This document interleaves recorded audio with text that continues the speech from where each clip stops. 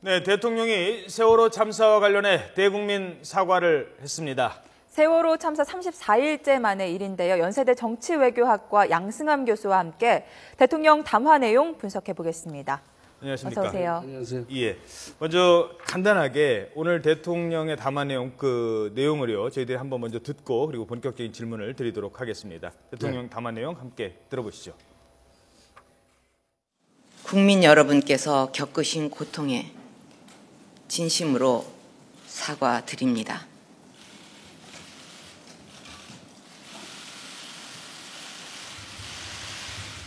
이번 사고에 제대로 대처하지 못한 최종 책임은 대통령인 저에게 있습니다. 그래서 고심 끝에 해경을 해체하기로 결론을 내렸습니다.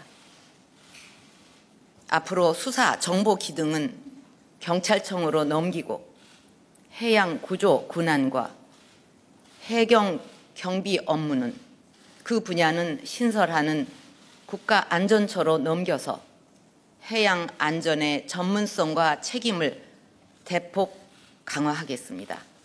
해수부의 해양교통관제센터는 국가안전처로 넘겨 통합하고 해수부는 해양산업 육성과 수산업 보호 및 진흥에 전념토록 해서 앞으로 희생자들의 넋을 기리고 안전의 중요성을 되새기기 위해 충업일을 건립하고 4월 16일을 국가안전의 날로 제정할 것을 제안합니다.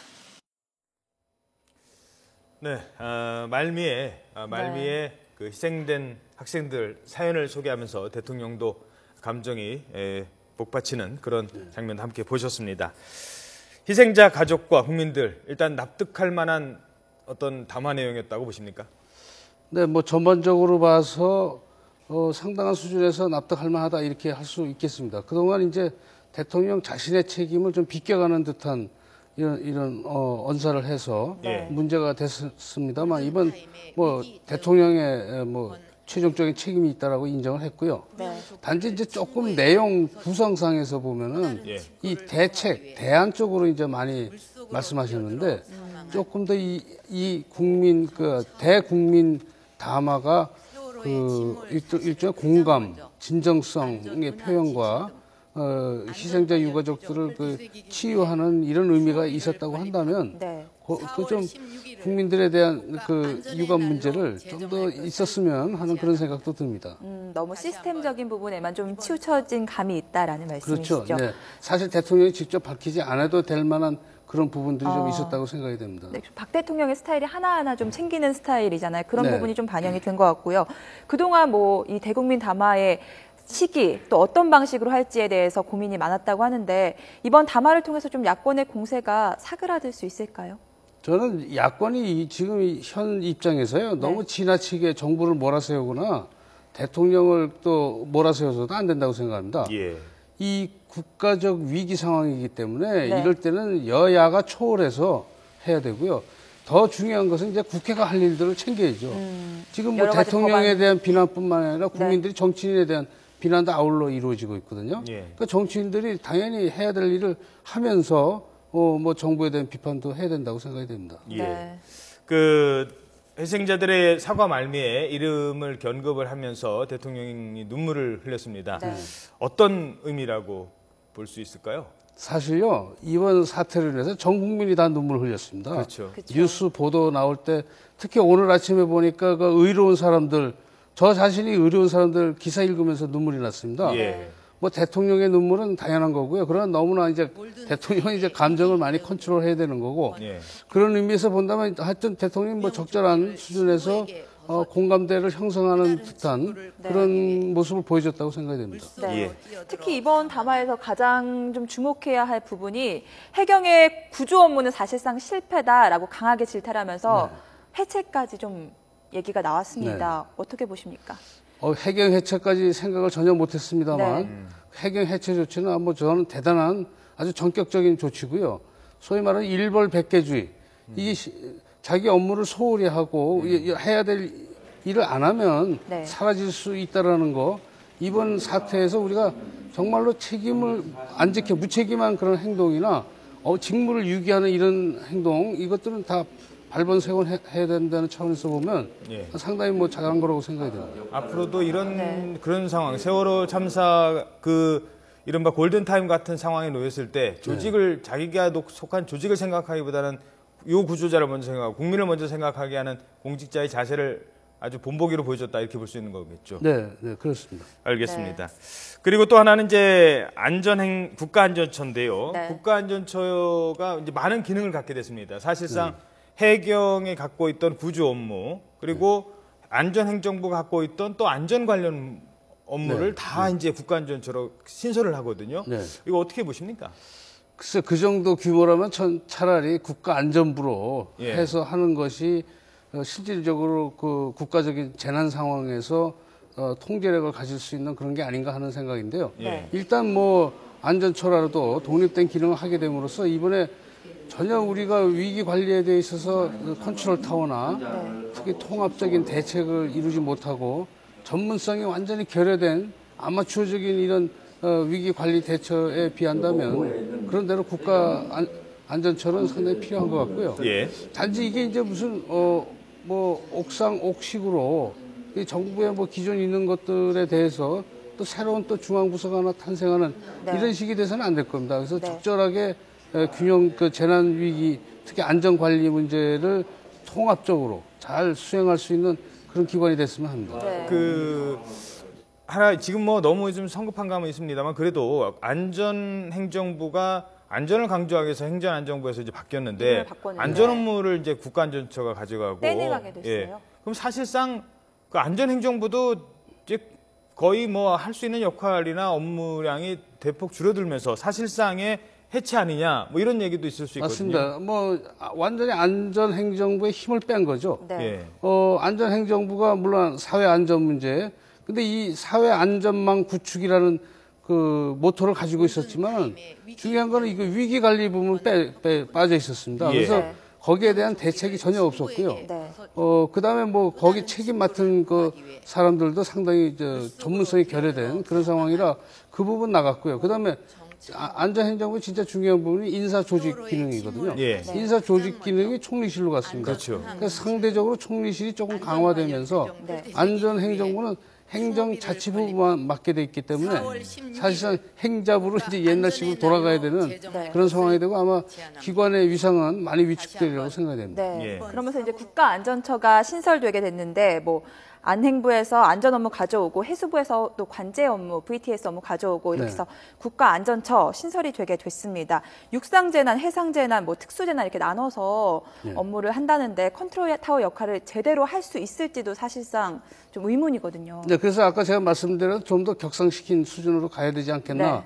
그러니까 이제는요 안전 문제는 국민의 그 생활 그 자체가 돼야 됩니다. 우리 사회 안전 불감증 문제도 있고요. 그런 것들을 좀 총괄해서 한다면은 좀 우리 중앙 부서가 제대로 돼야 되는데 이제 육상, 해상이 이제 조금 나눠지고 있고요. 그거는 뭐 전문성을 위해서 좋지만 아마 처장을 맡는 사람은 충분히 그 통솔력을 발휘해서 이런 것을 총괄적으로 하고 한 가지 중요한 건 있습니다. 이게 재난이라는 건 지역적으로 나오는 거거든요. 그렇죠. 그래서 중앙 부서가 있지만 그 재난을 관리할 때는 지방에다가 정권을 줘야 됩니다. 현장을 잘하는. 예, 중앙은 뭐를 해야 되냐? 통솔 지휘가 아니라 지원. 예. 중앙에서 지원 모든 역할을 필요한 그런 협력 사항들을 중앙에서 지원해주는 이런 역할을 해야 될 걸로 생각이 됩니다. 근데요, 특수 기동 구조대가 생긴대요. 이렇게 해서 뭐 계속해서 뭐 첨단 장비하고 고도 기술로 무장하고 끊임없이 반복 훈련하겠다는데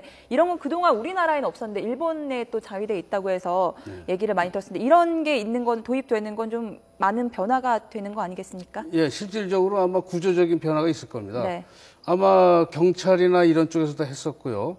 또 소방방재청이 주로 업무를 담당했었는데 이 특수기동대가 만들어지게 되면 이 사람들이 이제 군대로 말하면 이제 5분 대기조식이 되겠죠. 그쵸. 그래서 어떠한 긴급 사태가 났을 때 아주 신속하게 파견을 하고 특히 이 골든타임의 그 구조 역할을 할 수 있는 아마 거의 이런 재난 쪽에는 만능적인 전문가들을 육성한다고 들었으니까요. 훨씬 더 사회가 안전한 쪽으로 갈 수 있는 그런 기회가 된다고 생각이 예, 됩니다. 알겠습니다. 그러니까 국가 안전처라든가 또는 뭐 해경 해체 이런 부분은 사고가 발생한 이후의 대처에 대한 잘못이었다면 네. 사고가 발생하게끔 만들어낸 그 이전의 문제, 과적의 문제라든가 뭐 이런 안전 관리 허술한 문제 이런 거는 결국은 관피아 문제랑 관피아. 연결이 되는 네. 거거든요. 네. 이 관피아에 대해서도 상당한 척결 의지를 보였어요. 예, 이번에 그 우리 대통령께서 새로운 용어를 만들었습니다. 민관유착. 예. 과거에는 이제 정경유착이라는 말을 많이 썼죠. 예. 그 있는 사람들이 정부 관료들하고 결탁이 돼서 뭐 특별한 금융 혜택을 받는다든지 또는 정책적인 혜택을 받아왔는데 이번에는 이제 관피하는 바로 민관유착 성격이 강합니다. 그래서 예. 공무원으로서 근무했던 사람이 그 자기 업무와 유관한 그런 민간업체에 많이 들어가가지고 또 민간업체는 그걸 이용을 합니다. 그렇죠. 네. 공무원들을 로비스트로. 퇴직한 공무원을 그렇죠. 채용함으로써 로비스트로 활용하는. 이것이 상당히 불법적으로 편법적으로 유착이 되는 그런 관계가 있었죠. 그거에 대한 아마 그 해결을 시도하는 것 같고요. 네. 근데 이제 이것이 결국은 이제 비정상화의 정상화 정상화 정상의 쪽으로 이제 이렇게 네. 그 기존의 정책과 이제 유관시켜서 얘기를 했는데 이것이 이제 정말로 새로운 그런 민간 유착을 척결하는 그쪽으로 갈지는 이제 우리가 많은 노력을 해야 되겠죠. 네. 예. 저 또 공직자윤리법 좀 개정 손을 보고 또 김영란법, 부정청탁금지법도 국회에서 빨리 처리해달라라고 호소하기도 했는데 이런 부분이 실제로 관피아를 척결하는데 큰 도움이 될 수 있을까요? 저 김영란법은 아주 대단한 겁니다. 네. 그리고 이미 선진국에서는요, 그 공무원이 그 이해관계가 충돌하는 그런 직책에는 가지 못하게 돼 있어요. 네. 근데 우리나라 관피아의 기본적인 건 자기의 이해관계와 유사한 그런 쪽 직종으로 한국성급, 이렇게 해운조합 연결해 수업해서. 가거든요. 그러니까 네. 자기가 퇴직한 후에 이제 어떤 면에서 호구지책 또는 직장을 갖는다는 그런 의미에서는 뭐 긍정할 수도 있습니다만 네. 우리 사회가 그거는 이제 분명히 이제 규정을 하고 가야 될 겁니다. 예. 그래서 자기하고 조금이라도 관계가 있는 그런 직업이나 유관기관. 네. 쟁점이 있을 때는 거기서 자기는 빠져야 됩니다. 예. 그리고 또 하나는 이제 그 김영란법의 중요한 부분이 그 부패 방지인데요. 네. 지금 원안이 많이 후퇴하고 있습니다. 근데 원안은 뭐냐면 자기 직무와 유관 여부를 막론하고 100만 원 이상 받으면 형사처벌 받게 돼 있어요. 네. 근데 지금 어느 쪽으로 가냐면 직무와 유관한 일을 예. 이게 이제 소위 말하는 옛날에 그 우리가 지금 일상적으로 얘기하는 대가성. 그렇죠. 이 대가성을 입증하기가 어려운 경우가 많았거든요. 예. 근데 이제 저는 공무원의 그 투명성, 또 공무원의 그 청렴 이것을 강조한다면 저는 원안대로 통과되는 게 좋지 않나 이렇게 생각합니다. 네. 그래서 그 대통령도 이번 국회에서 관련 법안 처리를 또 강조를 했습니다. 또 하나는 희생자들의 명예와 관련된 문제입니다. 네. 이게 뭐냐면 그냥 배에 탄 학생들이 숨지고 그냥 그걸로 끝나고 잊혀져가는 이런 게 아니라 이 날만큼은 기억을 하고 이 날만큼 우리가 반성을 하자라고 해서 얘기됐던 게 국민 안전의 날 아니겠습니까? 추모비 건립. 4월 16일. 이런 건 어떻게 평가하십니까? 네, 뭐 좋은 정책이라고 생각이 됩니다. 사실 지금 세월호 사태는요, 다른 그동안에 있었던 재난과는 전혀 성격이 다릅니다. 특히 뭐 사건의 그 자체도 문제지만 그 국민적인 애도. 예. 지금 국민들이 누가 얘기 안 해도 전부 자발적으로 애도하는 분위기입니다. 네. 어느 뭐 대개 모임 하면은 뭐 우선 묵념부터 먼저 하고요. 예. 그다음에 자신들의 행사나 이런 거를 자제하는 이런 분위기. 이건 뭐 정부가 시켜서는 아니거든요. 그러니까 국민적으로 이게 정말 우리가 참담한 우리의 현실에 대한 그런 각성을 지금 하는 그런 계기가 바로 이런 그 기념의 날을 제정함으로써 우리가 반성하는 날, 안전 수칙에 대한 그 수칙과 예방에 대한 그런 것들을 좀 더 생각하는 그런 과정이 됐으면 좋겠습니다. 네. 또 대통령이 필요하다면 특검을 통해서 진상을 낱낱이 밝히겠다 이렇게 의지까지 보여줬는데요. 또 뭐 범죄자 본인뿐 아니라 재산, 제3자, 가족 뭐 이렇게까지 재산을 찾아내서 환수해내겠다. 이런 부분 잘 실천될 수 있을까요? 실천해야죠. 네. 지금 근데 그 유병헌 일가 지금 잘 못 찾고 있는 거 보면은 네. 저는 원래 뭐 검찰에서 알고 있는데 이제 모른 척 하는 건지 뭐 그 수사과 관계상 그런데 좀 답답합니다. 사실은 유병헌 일가는 예. 이 뭐 종교 집단이기도 하지만은 더 중요한 거는 이게 국가라는 거. 자기의 종교 신념, 신앙 이런 거보다는 네. 국가가 사실 더 우선돼야 되는데 국가를 완전히 조롱하듯이 모든 일가가 그 소환에 불응하고 있거든요. 예. 그리고 이제 잠적해가는 이런 상황인데 그건 이제 뭐 완전히 그건 잡아내야죠. 그렇죠. 그 수사에 대한 의지도 좀 더 대통령이 좀 보여줬으면 굳이 유병헌이라는 사람 이름을 얘기는 안 해도 네. 누구나 다 이번 사건 관련된 강한 의지가 좀 더 담겨 있었으면 하는 뭐 얘기도 있습니다. 네.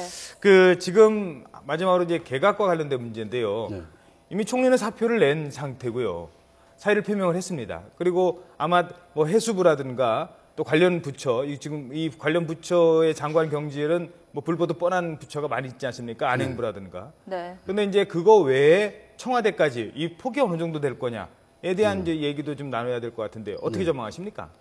개각한다면 이제 뭐 전면 개각, 대폭, 중폭, 소폭 예. 이렇게 이제 우리가 볼 수 있는데 이번 사태를 계기로 해서 저는 최소한도 대폭 그 개각이 필요하지 않나 이렇게 생각이 됩니다. 예. 근데 뭐 오늘이야 뭐 좀 안건이 다 다르니까 얘기 안 하는 것도 당연하겠습니다만 사실 그동안에 이제 박근혜 대통령의 인사관리 스타일을 보면은 그냥 믿고 묵혀두는 그런 거거든요. 그러니까 결정적인 그런 잘못이 있지 않은 한 또는 특히 어떤 행태 면에서 잘못이 있지 않은 한 그냥 놔두는 이런 스타일입니다. 그래서 아마 소폭될 가능성이 굉장히 많은데 저는 그 국민적인 그런 어떤 분위기 전환이라든지 더 중요한 거는 사실 정부가 현재 시스템이 안 된 거 아닙니까? 그렇죠. 시스템이 잘못돼가지고 이런 결과가 나왔다면 그건 쇄신을 해야 됩니다. 쇄신의 첫 단추가 사람을 바꿔야죠. 예. 새 사람으로 해서 개혁을 하게끔 해야지. 네. 기존 있는 사람 가지고 개혁을 한다면 그건 좀 뭐 자기 살 깎으려고 하겠습니까? 예, 알겠습니다. 네, 지금까지 박근혜 대통령의 대국민 담화와 관련해서 연세대학교 정치외교학과 양승함 교수였습니다. 오늘 말씀 고맙습니다. 고맙습니다. 감사합니다.